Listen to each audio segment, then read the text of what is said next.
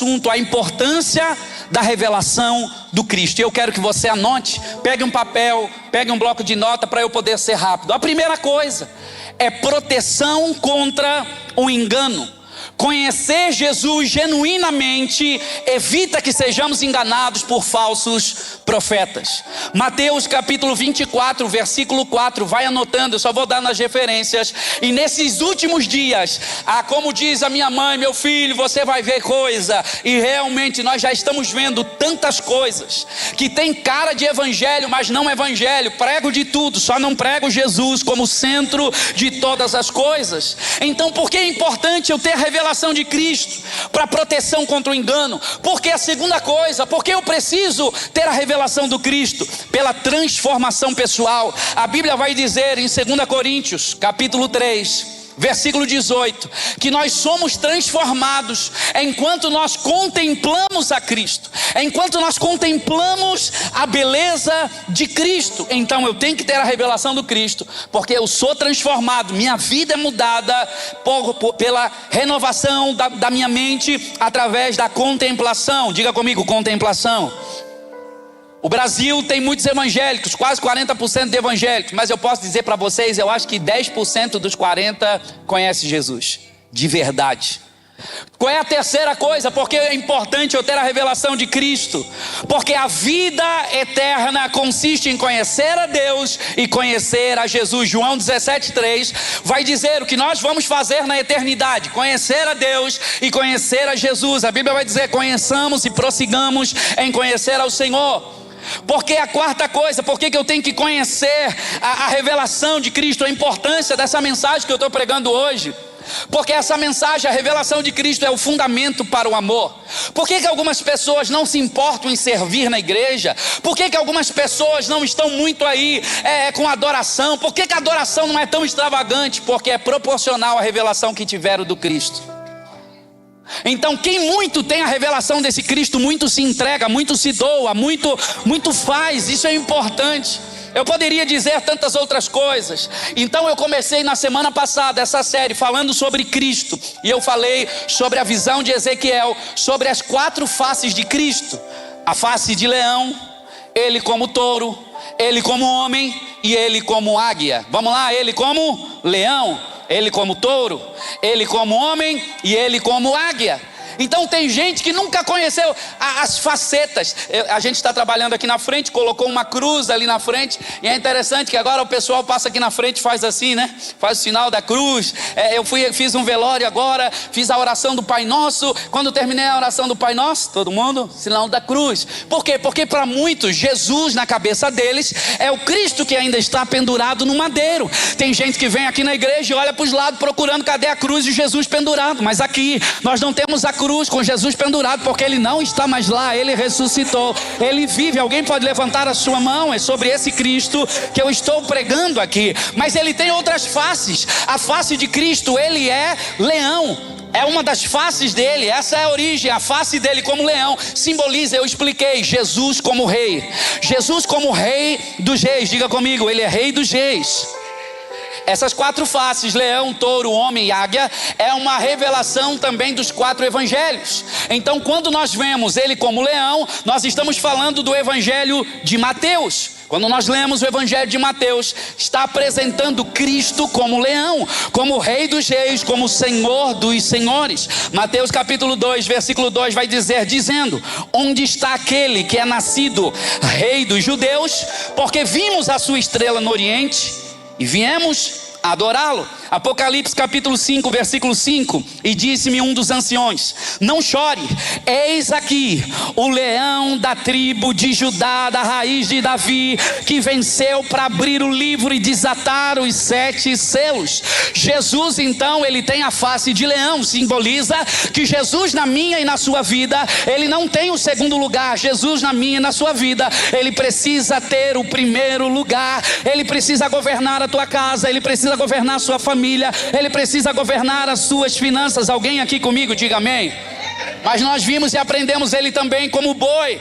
Jesus como boi. Se ele como rei é o evangelho de Mateus, ele como boi fala de Jesus como um servo sofredor. aquele que veio para servir. Então ele fala do evangelho de Marcos. E o evangelho de Marcos, ele escreve aos romanos, ele valoriza a força, ele valoriza mais a ação, não muito a genealogia, né? Tem gente que pula a genealogia. Quem já pulou a genealogia lendo aquele que é filho desse, que é filho desse, que é mãe desse, já levanta, confessa teu pecado agora hoje na igreja, se arrependa, aleluia. Mas Marcos capítulo 10, versículo 45 vai dizer: porque o Filho do Homem também não veio para ser servido, mas veio para servir e dar a sua vida em resgate por muitos. Quer ver outro texto lindo? Filipenses capítulo 2, versículo... Irmão, quem não gosta de Bíblia, não é muito boa essas mensagens, tá bom? Mas eu vou continuar mesmo assim. Filipenses 2,7: mas esvaziou-se a si mesmo, tomando forma de servo, fazendo semelhante a homens. Então nós vemos ele também como um servo. A face de boi é ele como um servo. Vamos lá. A face de leão é o quê? Ele como rei. Agora a face de boi é Jesus como servo, que é o evangelho de Marcos, ok? Agora ele com a face de homem, o que significa? Simboliza a humanidade de Jesus. Um homem perfeito, ele é 100% Deus, mas ele também é 100% homem. Ele não é 50% homem e 50% Deus. Ele é 100% também homem. Alguém diz assim: ah, mas Jesus consegue tudo que ele consegue porque ele veio, ele é Jesus, ele é o Filho de Deus. Não, mas entenda uma coisa. Nós lemos agora Filipenses 2,7, ele esvaziou-se a si mesmo. Ele não veio com a sua divindade, ele precisou ser ungido pelo Espírito Santo. Ele teve, nós vamos aprender aqui, que ele teve também tudo aquilo que nós sentimos. Ele sentiu sede, ele sentiu fome, né? Ele teve sono, lembra que ele dormiu no barco? Esse é Jesus. Ele sentiu dor, essa é a humanidade dele. Lucas capítulo 19, versículo 10: porque o Filho do homem veio para salvar o que se havia perdido. 1 Timóteo 2,5 vai dizer: porque há um só Deus e um só mediador entre Deus e os homens, Jesus Cristo, homem. Então aqui tem uma outra faceta dele. O que significa isso? A face do homem que garante que no dia da sua dor você nunca estará sozinho. O dia que você disser: ah, mas Deus não entende a minha dor, Deus não entende o meu sofrimento. Ele entende, porque ele foi o verbo que se fez carne e habitou entre nós, o Deus Emanuel. Então aqui nós vemos a humanidade dele na forma de quê? Na forma de homem. Mas nós vemos então a forma de homem.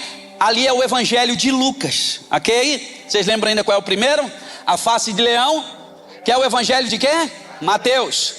A face de boi, que é ele, Jesus como servo sofredor, que é o evangelho de Marcos. Agora nós estamos falando de Jesus como um homem, que está no evangelho de Lucas. Então nós vemos Jesus também como águia, Jesus como Deus divino, como aquele que transcende. Ele é homem, mas ele também é 100% Deus. Então aqui nesse texto vai dizer João 1:1: no princípio era o verbo, e o verbo estava com Deus, e o verbo era Deus. João 8:58 vai dizer: disse-lhe Jesus: em verdade vos digo que antes que Abraão existisse, eu sou. Então a face de águia chama você para tirar os olhos das coisas terrenas e saber que você tem um Cristo que é eterno, e nós precisamos nos preocupar mais com as coisas espirituais. Então eu falei rapidamente, entrei mais a fundo, mas só estou dando um pano de fundo para vocês entenderem que como o leão, ele é aquele que governa com poder.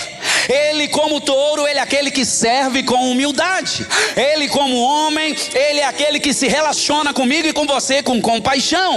E ele como águia, ele é aquele que reina em divindade. Diga graças a Deus. Agora eu quero ler um texto com você, e agora eu começo aqui a minha pregação. Lucas capítulo 24, versículo 27. Lucas 24, 27 e João 5:39. Nós vamos ler dois textos. Diz o texto: começando por Moisés e todos os profetas, explicou-lhe o que dele constava em todas as escrituras. Jesus está falando aqui no caminho de Damasco. Jesus começa a pregar sobre ele mesmo para aqueles homens que estavam decepcionados.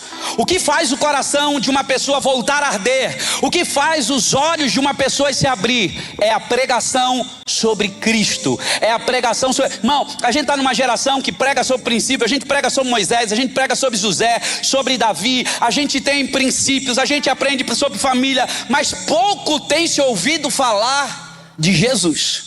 E a minha mensagem nesses dias será e tem sido sobre Jesus como centro de todas as coisas. João 5,39 diz: examinai as Escrituras, porque vós cuidais de ter nelas a vida eterna, e são elas mesmas que testificam de mim, diz o Senhor.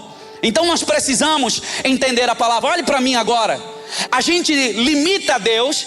E eu falei esses dias aqui na igreja que Jesus é como se fosse um diamante, ele tem muitas facetas. E a gente conhece pouco dele. Tanto é que a gente vai passar a eternidade conhecendo um pouco mais. E eu quero que você anote a primeira coisa, número 1. Depois de eu falar das 4 facetas, ele como leão, quem lembra? Ele como touro, ele como homem e ele como águia. Eu quero que você conheça o Cristo antes da fundação do mundo. Porque para algumas pessoas, Cristo só aparece depois que ele nasceu de Maria. E Cristo não só aparece quando ele nasceu de Maria. Cristo já estava antes da fundação do mundo. Ele já existia. Posso ouvir um amém? João capítulo 1, do versículo 1 ao 3, no princípio era o verbo, e o verbo estava com Deus, e o verbo era Deus, ele estava no princípio com Deus. Todas as coisas foram feitas por meio dele, e sem ele, sem Cristo, nada do que foi feito se fez. Olha só Colossenses capítulo 1, versículo 16. Porque nele foram criadas todas as coisas que há no céu, na terra, visíveis e invisíveis, sejam tronos, sejam dominações, sejam principados, sejam potestades. Tudo foi criado por ele e para ele, e ele é antes de todas as coisas, e todas as coisas subsistem por ele. Não só isso aqui já era motivo da gente glorificar ao Senhor. Ele já existia antes das galáxias, ele já existia antes dos anjos, ele já existia antes de todas as coisas. Cristo, antes de tudo, ele já era uma perfeição, ele já era a plenitude completa, junto com o Pai, junto com o Espírito. Ele já era o verbo, ele era o Logos. Antes da criação de todas as coisas, ele já estava lá. Cristo era aquele que expressava a mente de Deus. Jesus era o agente executor dos planos da mente de Deus. Quando Deus disse haja luz, todas as coisas já foram feitas por meio de Cristo. Se alguém aqui entendesse que por meio de Cristo o que não tinha começa a existir, o que não era começa a ser, o que era impossível começa a parecer a ser possível, porque ele é o Cristo antes da fundação do mundo. Ele é o Cordeiro que foi morto antes da fundação do mundo. Ele é aquele que preparou um plano antes da fundação do mundo. Muitos só conhecem o Cristo pendurado no madeiro, mas não conhecem o Cristo que é grande, que é poderoso, que é exaltado, que está em perfeita comunhão com o Pai, com o Espírito. Ele está antes da fundação do mundo. Alguém pode glorificar o nome do Senhor? 1 Pedro 1, 19 e 20. Mas com o precioso sangue de Cristo, como de um cordeiro imaculado, incontaminado, o qual na verdade em outro tempo foi conhecido, ainda antes da fundação do mundo, mas manifestos nesses últimos tempos, por amor a vós, por amor a vós, por amor a vós. Aquele que é o Cristo antes da fundação do mundo, ele se manifestou hoje, diz a palavra, por amor de você, por amor de você. Alguém pode agradecer ao Senhor por essa graça? Aplauda Ele. Jesus planejou tudo antes do universo existir. Ele planejou a sua salvação antes do mundo existir. Segunda coisa, eu falei do Cristo antes da fundação do mundo. Segundo faceta de Cristo, o Cristo encarnado. Olha só como é forte o Cristo encarnado. O Deus ilimitado que se tornou limitado por amor a mim e por você. Você já pensou o Deus criador de todas as coisas? E aqui tem um paradoxo, porque o infinito se tornou finito. Aquele que sustenta o mundo, como nós lemos, precisou ser amamentado. Ele entrou no útero, aquele que os seus pés, a terra, ele coloca os seus pés. O Cristo, criador de todas as coisas, ele se fez homem. E agora ele entra no ventre de uma mulher. Olha a grandeza desse homem. deixou a sua glória por amor de mim, por causa de um plano perfeito. Jesus não deixou de ser Deus, aleluia, mas ele abriu mão do uso independente dos seus atributos divinos para viver como um homem perfeito em plena santidade, para dizer para mim e para você que é possível nós vivemos em santidade nessa terra. Agora, quem ele é nessa fase? O verbo encarnado, ele é Deus Emanuel, o verbo que se fez carne e habitou entre nós. O primeiro Adão, ele pecou, ele errou, mas o último Adão não é o segundo Adão, porque não haverá o terceiro. Ele é o último, ele é o sacrifício perfeito, ele venceu onde o primeiro falhou, ele é o exemplo de perfeita santidade. Sabe o que eu aprendo com Jesus encarnado? Ele santificou a nossa rotina diária. Eu vou repetir, ele santificou a nossa rotina diária. Ele trabalhou como carpinteiro para mostrar para você que tem que trabalhar também. Ele viveu em família para dizer a importância da família. Ele enfrentou tentações reais, pressões sociais. Isso significa que espiritualidade verdadeira não se vive isolada do mundo. Tem gente que acha que eu preciso me isolar do mundo. Não, mas não, eu preciso ser santo no meio deles, no meio do mundo. Eu preciso manifestar a Cristo no meio deles. É quando você enfrentar tentações, incompreensões na família, ele está dizendo: olhe para o Jesus encarnado que tudo sofreu e ainda disse: Pai, perdoa eles, porque eles não sabem o que fazem. A gente precisa ver esse Cristo também antes da fundação do mundo, mas esse Cristo encarnado. O terceiro, qual é essa terceira fase de Cristo? Anote aí, é o Cristo crucificado. E aqui a gente consegue ver, na cruz nós vemos Jesus no seu maior momento de fraqueza física, porém de maior poder espiritual. Foi na cruz do Calvário. E deixa eu falar, ninguém matou Jesus. A gente vê os soldados, a gente vê o filme do... Como é que é o nome do cara lá? Que fez o filme da crucificação, da paixão de Cristo. Esqueci o nome do ator. Mel Gibson. A gente vê o filme e a gente acha que prenderam Jesus, que mataram Jesus. Deixa eu falar uma coisa para você: ninguém matou Jesus. Ele se entregou. O propósito, por que Jesus, sendo tão poderoso, não saiu da cruz? Não, porque o propósito dele era morrer. Por isso que quando Pedro diz assim: não, ninguém vai te matar, o que Jesus fala para ele? Para trás de mim, Satanás, porque todo aquele que impede você de viver o propósito que Deus criou para ser usado por Satanás. E ele entendia bem o seu propósito. Isaías capítulo 53, versículo 4, versículo 5. Verdadeiramente ele tomou sobre si as nossas enfermidades e as nossas dores. Ele levou sobre si, e nós reputávamos por aflito, ferido de Deus e oprimido. Mas ele foi ferido por causa das nossas transgressões, aleluia, e moído por causa das nossas iniquidades. O castigo que nos traz a paz estava sobre ele, e pelas suas pisaduras nós somos sarados. Ei, quando você começa a entender o poder da obra que Cristo fez na cruz do Calvário, irmão, ele foi ao inferno para mim ir ao céu. Ele foi ao inferno, tomou a chave da morte para que eu pudesse ter vida eterna. Ele foi ao madeiro como ovelha muda para que eu e você pudéssemos hoje ter uma voz profética. Ele se fez maldito para que eu pudesse ser bendito. Ele, sendo rico, se fez pobre para que na sua pobreza eu pudesse ser aquilo que ele é: rico, próspero, abençoado. Ele se fez doente para que eu pudesse ter acesso à cura. Quem está comigo aqui, diga glória a Deus por isso. Aleluia. 1 Coríntios 15, 3. Porque primeiramente vos entreguei o que também recebi, que Cristo morreu por nossos pecados, segundo as Escrituras, e que foi sepultado. Mas agora tem o Cristo que morreu, o Cristo crucificado, mas existe o Cristo ressuscitado. Vamos ver qual é o primeiro Cristo que é o mesmo Cristo, mas qual é a primeira faceta? O Cristo antes da fundação do mundo. Segundo que eu ensinei, o Cristo é encarnado, o Deus Emanuel que se fez carne e habitou entre nós. Terceiro que eu falei, o Cristo crucificado, mas não parou por aí. A gente vê no Brasil, né, o maior país cristão do mundo. A gente vai aí numa funerária, tem lá uma cruz, né, com o Cristo pendurado. A gente vai no hospital, tá lá também. Sabe por quê? Só que muitos acham que o Cristo pendurado é a última mensagem. Mas a última mensagem não é o Cristo pendurado. Esse não é o final da história. O final da história não termina com Cristo na cruz. O final da história termina Ele ressuscitando ao terceiro dia. E Ele não está mais na cruz, porque Ele está vivo aqui nesse lugar. Se tem alguém que acredita que Ele levou os seus pecados, acredita na obra da cruz, e você se entregou para Ele, levanta a sua mão, glorifica o nome do Senhor, porque na cruz Ele é o Cordeiro sacrificado, mas Ele também é o nosso substituto penal.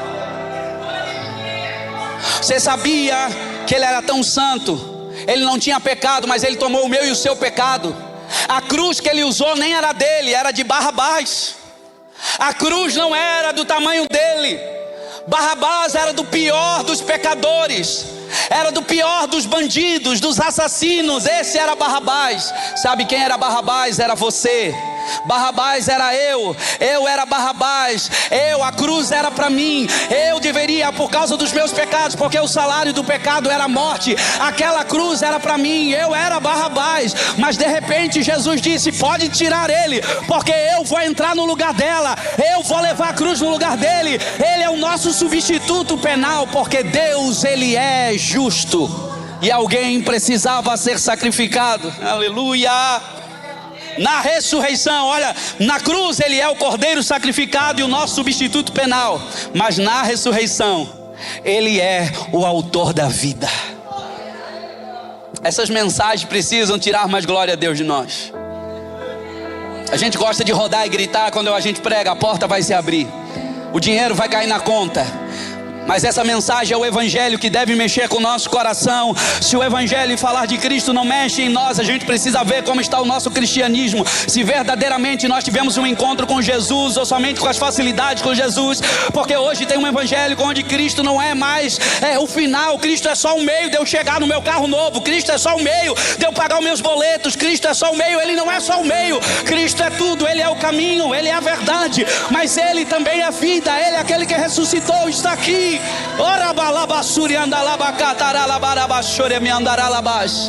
A cruz lidou com seus pecados passados, mas a ressurreição lidou com seu futuro eterno.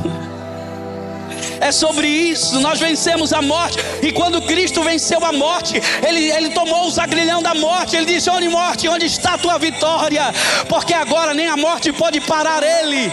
Quando todo mundo achava, a morte parou e dragou Ele. Mas ao terceiro dia Ele venceu. Ele tomou a chave do inferno, da morte. E Ele diz: agora a morte para mim e para você. É por isso que crente não fica triste com a morte. Por isso crente, ele tem a esperança, porque a morte para nós é só passagem. Nós estaremos na glória com o Senhor. É vida eterna, é vida eterna. Cadê aqueles que creem na vida eterna ainda?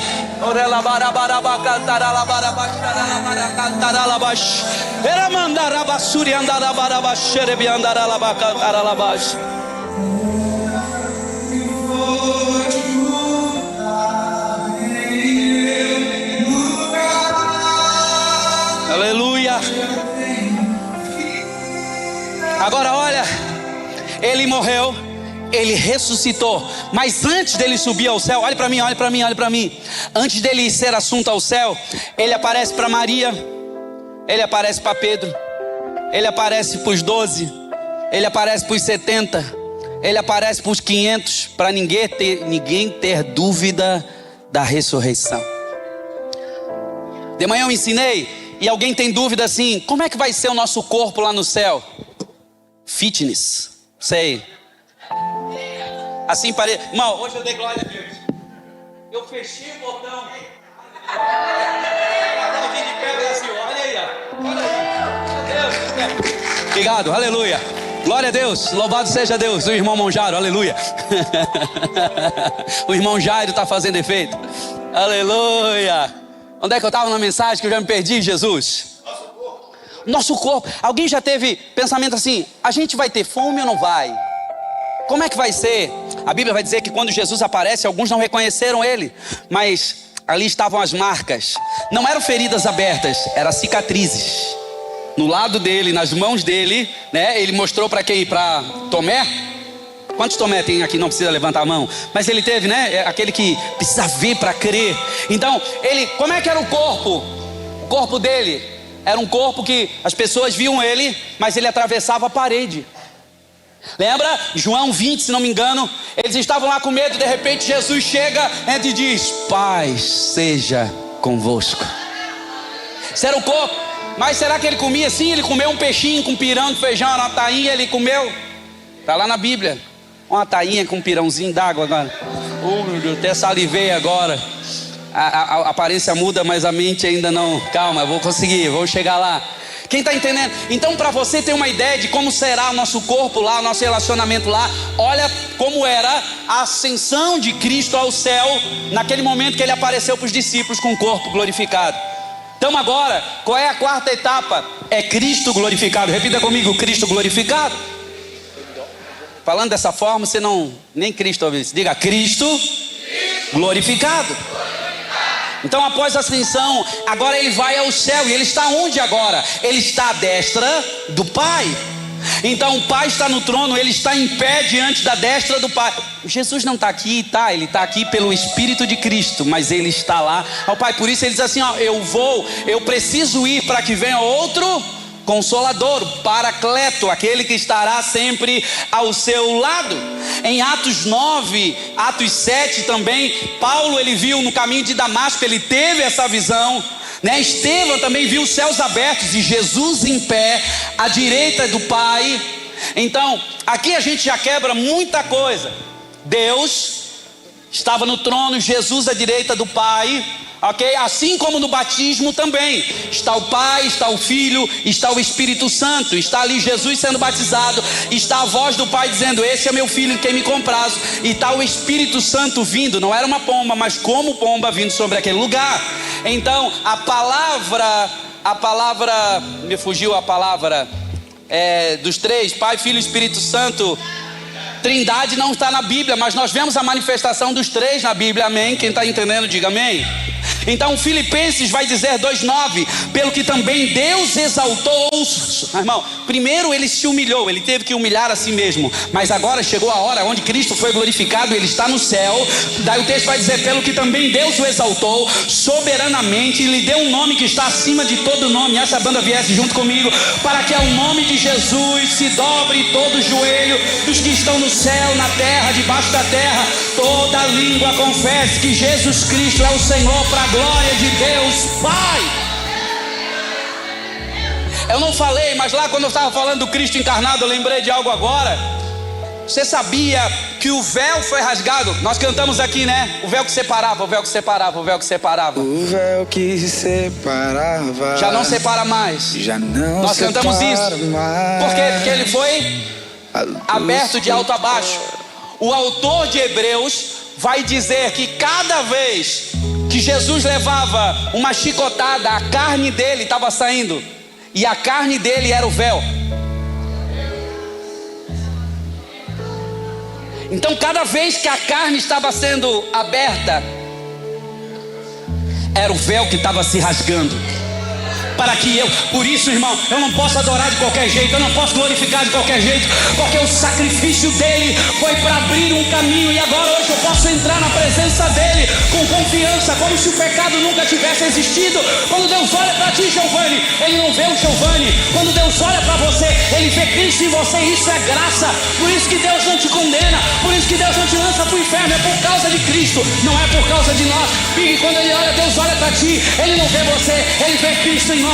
Cristo em nós, Cristo em nós, a esperança da glória é Cristo em nós. Alguém pode celebrar o Senhor? Aleluia, louvado seja o nome do Senhor. Quem é Ele nessa fase? Ele é o Rei Supremo, Ele é o advogado fiel, Ele é o mediador da nova aliança. Aleluia. Você não adora um Deus que está morto. Você não saiu de casa para adorar um Deus que está morto. Eu vou repetir: você não saiu de casa em vão.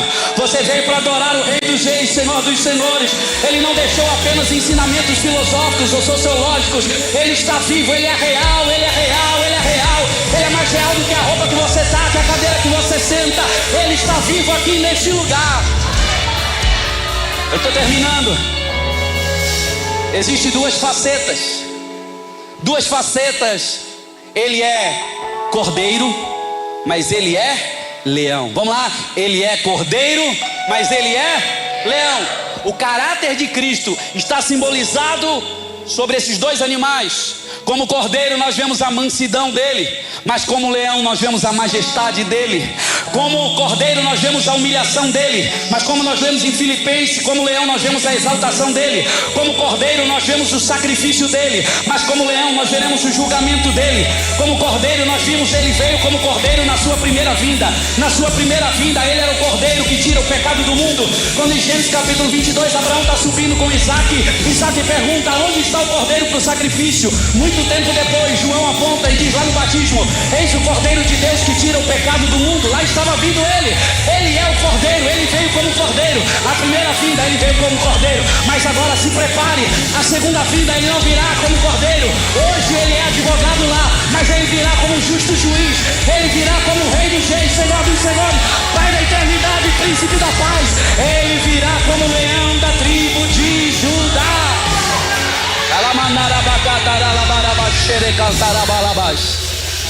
Eu queria falar dele ainda em Apocalipse.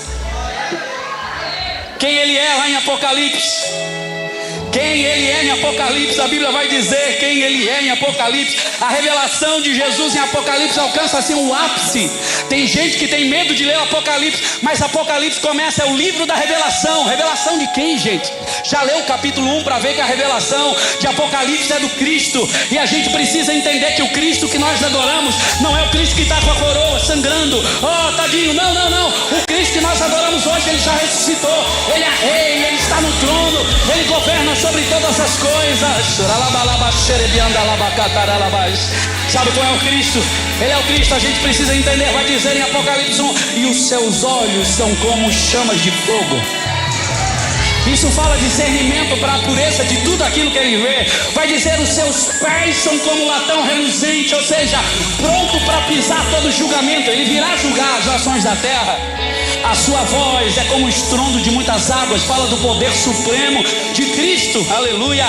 Só que o fato mais importante está lá em Apocalipse capítulo 5, onde João vai chorar.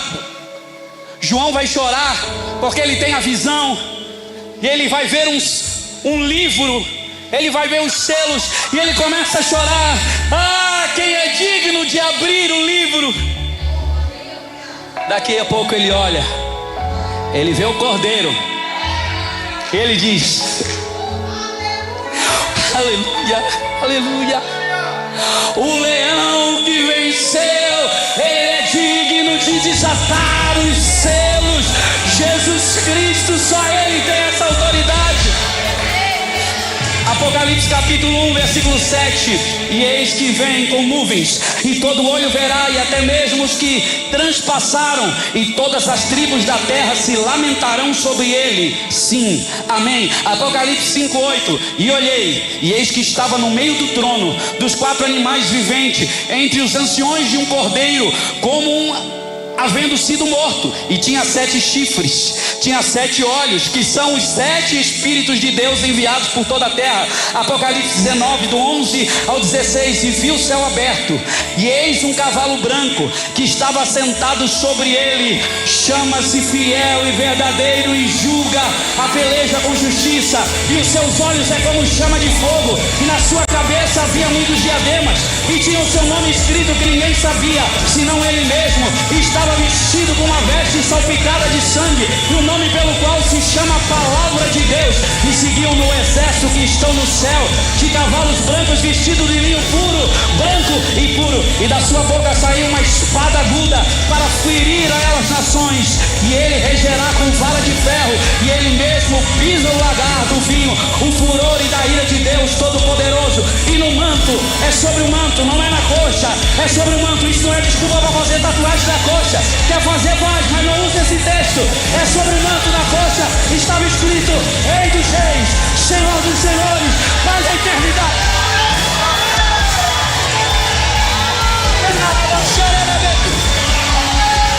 É sobre ele, Jesus Cristo. Quem ele é em Apocalipse. Em Apocalipse ele é o Alfa, ele é Apocalipse, ele é o Ômega, ele é o juiz de toda a terra, ele é o noivo glorioso que vem buscar a noiva, a igreja.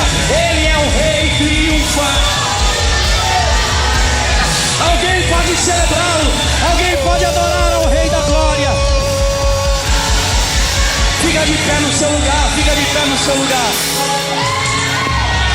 Cantamos ao Cordeiro que venceu. Diga isso. Você não pode adorar a Ele de qualquer jeito. Santo, cantamos ao Cordeiro que venceu. Diga. Santo,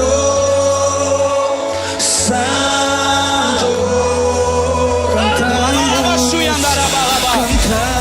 ao Cordeiro. Você não pode ficar com a boca calada, entendendo que Ele é Rei dos Reis, Senhor dos Senhores.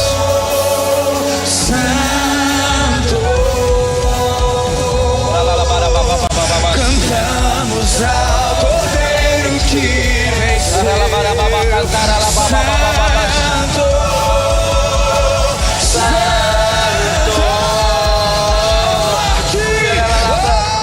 Morte, onde está sua vitória? Ele ressuscitou. Ele ressuscitou. Vamos, igreja! Sua vitória, Ele ressuscitou. Ele ressuscitou. De Gênesis a Apocalipse, de Gênesis a Apocalipse, é sobre Jesus. Tudo é sobre Ele. Ele está em Gênesis, Ele está de Gênesis a Apocalipse, está sobre Ele. E eu quero terminar a mensagem hoje. Eu já preguei, mas eu quero falar mais uma vez aqui. Eu quero mostrar para você que Ele está de Gênesis a Apocalipse. Vem comigo, respira fundo e você vai dar glória a Deus. Ele está em Gênesis. Em Gênesis Ele é a semente da mulher. Ele é o cordeiro providenciado, aleluia. Em Êxodo Ele é o cordeiro pascual. Ele é o cordeiro cujo sangue é passado nos umbrais da porta. Em Levítico Ele é o sumo sacerdote. Ele é o sacrifício perfeito. Em Números Ele é a rocha ferida. Ele é a serpente de bronze. Ele é em Deuteronômio o profeta semelhante a Moisés. Em Josué Ele é o príncipe dos exércitos do Senhor. Em Juízes Ele é o libertador, juiz divino. Em Ruth Ele é o resgatador perante o próximo. Em 1 Samuel Ele é o rei ungido. Ele é o fundamento confiável. Em 2 Samuel Ele é a semente de Davi. Ele é o trono eterno. Jesus em 1 Reis Ele é o rei mais sábio que Salomão. Em 2 Reis Ele é o profeta dos milagres e da ressurreição. Em 1 Crônica Ele é o sacerdote real na linhagem do pacto. Em 2 Crônica Ele é a glória que enche o templo. Em Esdra Ele é o reconstrutor. Ele é o maestro, é o mestre da palavra. Em Neemias Ele é o reconstrutor dos muros da nossa salvação. Em Esther Ele é o nosso Mardoqueu. Ele é o advogado fiel. Em Jó Ele é o redentor vivo. Em Salmos Ele é o bom pastor. Ele é o rei triunfante. Em Provérbios Ele é a sabedoria do Deus personificado. Em Eclesiastes Ele é o sentido absoluto da vida. Em Cântico dos Cânticos Ele é o noivo amado. Ele é a rosa de Sarão. Em Isaías Ele é o Emanuel. Emanuel é o servo sofredor. Em Jeremias Ele é o renovo justo. Em Lamentações Ele é o Deus de misericórdia inabalável. Em Ezequiel Ele é o pastor. Ele é o coração de carne. Em Daniel Ele é o quarto homem na fornalha. Ele é a pedra eterna. Em Oséias Ele é o marido fiel que redime a esposa adúltera. Em Joel Ele é o doador do Espírito Santo. Em Amós Ele é o juiz das nações. Ele é o restaurador do tabernáculo. Em Obadias Ele é o salvador do Monte Sião. Em Jonas Ele é o sinal da ressurreição. Em Miqueias Ele é o governador nascido em Belém. Em Naum Ele é o refúgio nos dias de angústia. Em Abacuque Ele é o justificador pela fé. Em Sofonias Ele é o Deus que salva, se rejubiliza entre nós e por nós. Em Ageu Ele é o desejado das nações. Em Zacarias Ele é o rei humilde, a fonte aberta. Em Malaquias Ele é o sol da justiça. Em Mateus Ele é o rei dos judeus. Em Marcos Ele é o servo sofredor. Em Lucas Ele é o filho do homem. Em João Ele é o filho de Deus. Em Atos Ele é o Cristo ascendido, operante pelo Espírito. Em Romanos a nossa justiça. Em 1 Coríntios a nossa sabedoria e poder. Em 2 Coríntios Ele é o nosso conforto e triunfo. Em Gálatas Ele é o libertador da lei. Em Efésios Ele é o cabeça da igreja, é a nossa riqueza. Em Filipenses é a nossa alegria, é a nossa alegria, é o nosso alvo. Em Colossenses Ele é a plenitude da divindade. Em 1 Tessalonicenses Ele é o rei que vem, Ele é o rei que vem. Em 2 Tessalonicenses Ele é o juiz glorioso do final dos tempos. Em 1 Timóteo ele é o único mediador. Em 2 Timóteo é o justo juiz, a coroa da vitória. Em Tito ele é a manifestação da graça salvadora. Em Filemão, Jesus é o nosso intercessor, ele é o pagador da dívida. Aleluia. Em Hebreus é mediador de uma aliança suprema, superior. Em Tiago é o Senhor da glória, o grande médico. Em 1 Pedro é o cordeiro imaculado, a pedra angular. Em 2 Pedro ele é a estrela alva.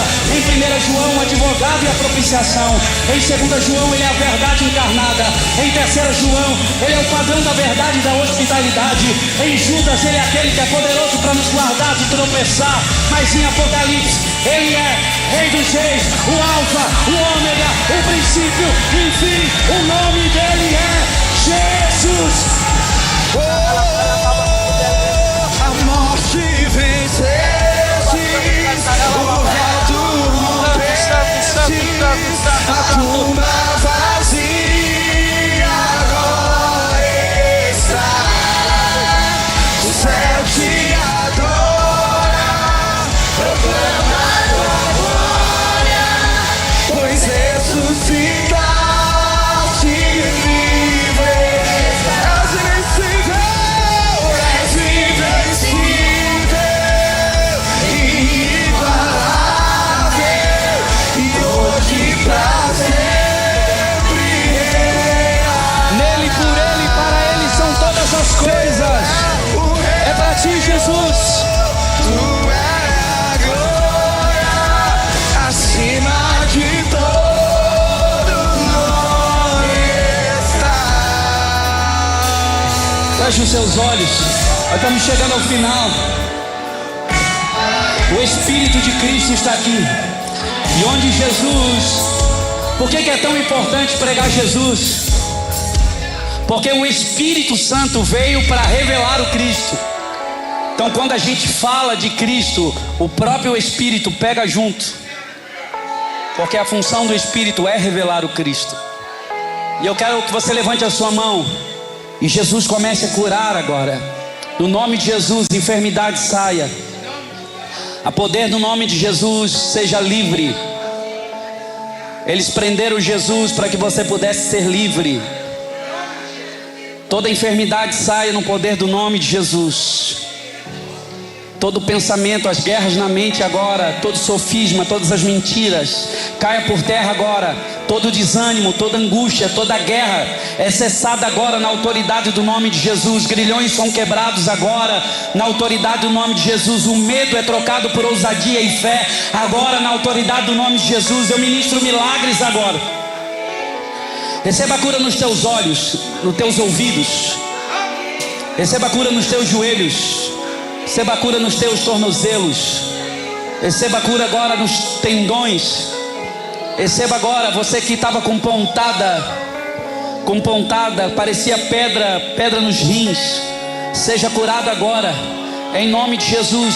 Seja curado nos teus rins agora. Você que está em casa, seja curado agora. Câncer, tumor, desapareça agora na autoridade do nome de Jesus. Caroço, desapareça agora no nome de Jesus. Você que estava perdendo a sua audição agora, receba a audição agora. Receba a audição agora no nome de Jesus. Receba a vida onde havia morte, processo de morte. Doença é um processo de morte. Eu declaro agora você recebendo vida agora em nome de Jesus Cristo.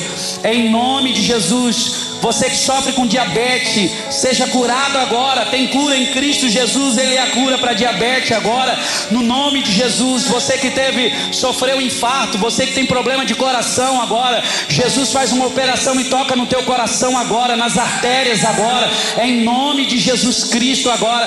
Nós quebramos agora toda maldição, em nome de Jesus. Tudo que amarrou, que veio para destruir tua vida, teu casamento, teus filhos agora, nós quebramos agora essa maldição no nome de Jesus e declaramos o autor da vida, graça e favor, o nome que está acima de todo nome, reinando sobre a tua casa. Eu declaro o favor de Deus, a prosperidade do Senhor sobre a tua vida.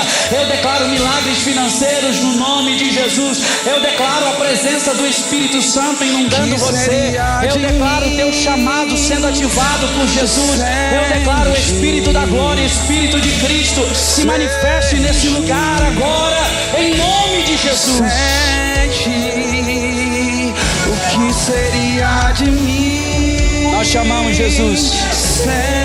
Faça uma declaração de amor para Jesus agora. Vamos lá, vamos lá, vamos lá. As melhores palavras para Ele, as melhores palavras.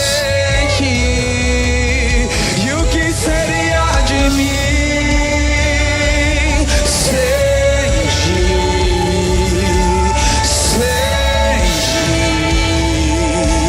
Sem ti, o que seria? O que seria de mim sem ti? Sem ti, sem ti.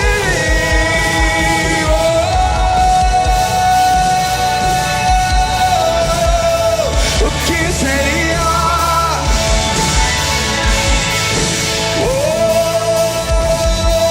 Ele foi julgado e ele foi julgado em meu lugar. Hoje eu tenho vida. Ele foi julgado em meu lugar. Hoje eu tenho vida. Escandaloso, escandaloso amor me encontrou. Hoje eu tenho vida. Escandaloso amor me encontrou. Hoje eu tenho vida.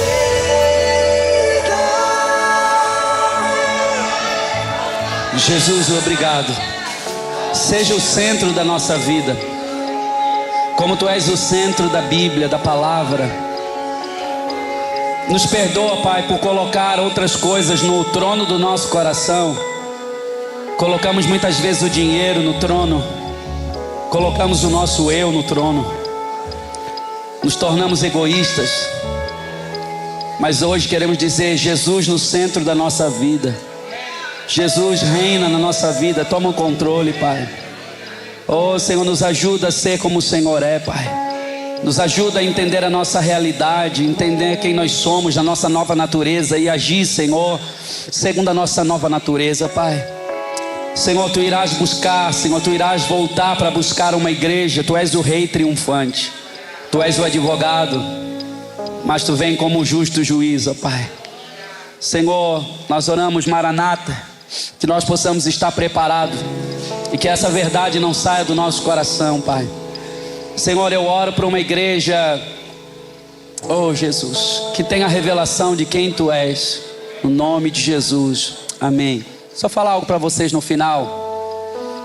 Não tenha a sua vida cristã baseada só em escala, métodos, formalidade. Um dos grandes inimigos do relacionamento com Jesus pode ser a rotina, se não bem utilizada. Cuidado para não perder Jesus na rotina do teu dia. Eu termino hoje esse tempo falando para você: tenha relacionamento com Jesus, tenha tempo com Ele, fale com Jesus. As outras coisas, às vezes a gente busca dinheiro, e não é dinheiro que você precisa, é relacionamento com Jesus.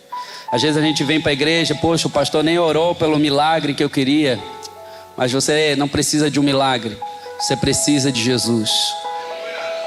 Quem tem Jesus tem tudo, mas nem sempre quem tem um milagre tem tudo. Nós precisamos voltar a se relacionar com Ele. Essa mensagem precisa voltar a arder no nosso coração. Se não vir na igreja se tornar rotina, essa igreja vai ser um peso para você. A escala vai ser um peso para você. Se eu não tiver revelação de Jesus, sair num dia como esse com tanto frio, eu não venho para a igreja. Que os teus olhos sejam abertos e o teu coração volte a queimar por muita paixão por Jesus. E que você esteja disposto a servir esse Deus. Você viu tudo que Ele fez por nós? Senta um minuto, eu vou orar já para despedir.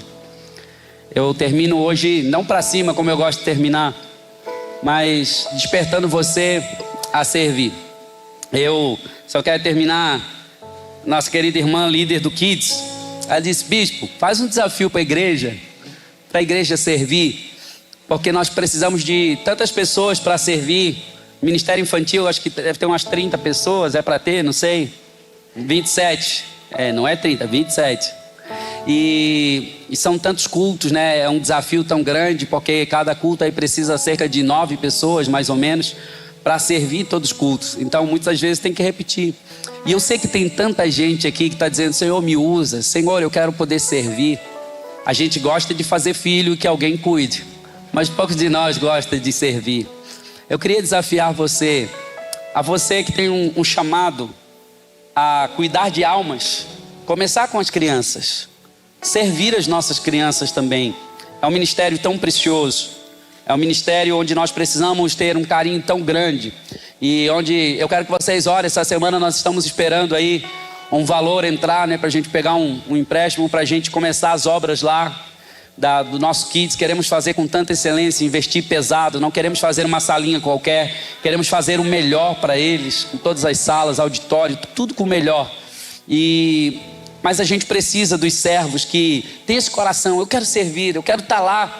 Hoje a tia Kate foi servir pela manhã, né? Tia Kate estava lá servindo. Ontem eu estava preparando a palavra e ela preparando a palavra também para ministrar com as crianças. Fiquei feliz, né? Hoje o Teteu também estava lá, que toca teclado, ele veio no culto da manhã, veio servir com a esposa lá, também lá. Tinha tantas outras pessoas, a Maria Isabel estava servindo, tantas outras pessoas.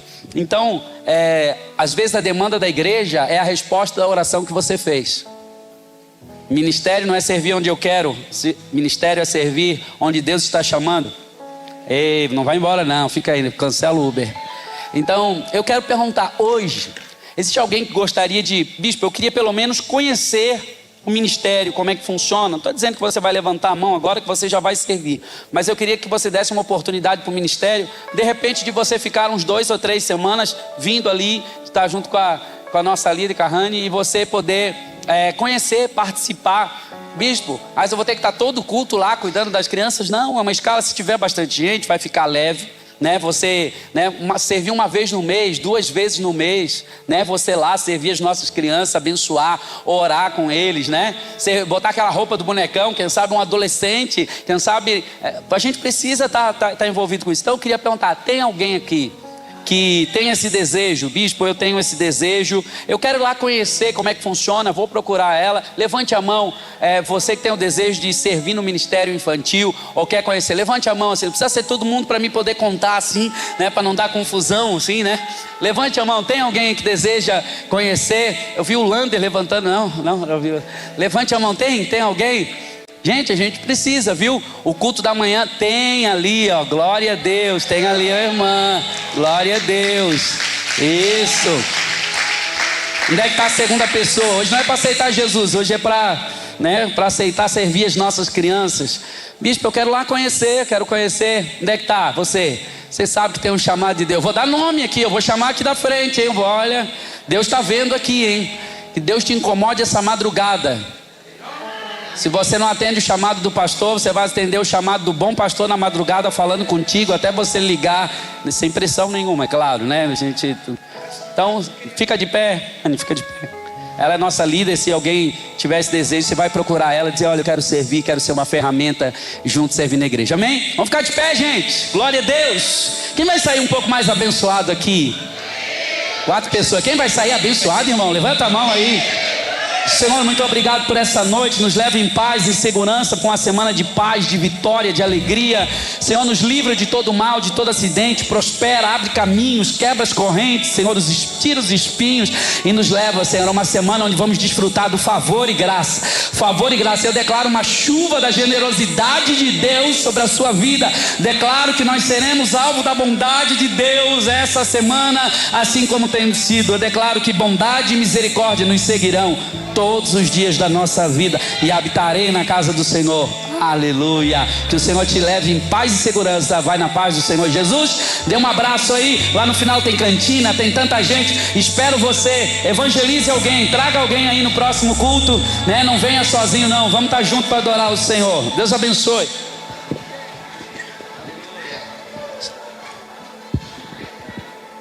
Solta a música aí.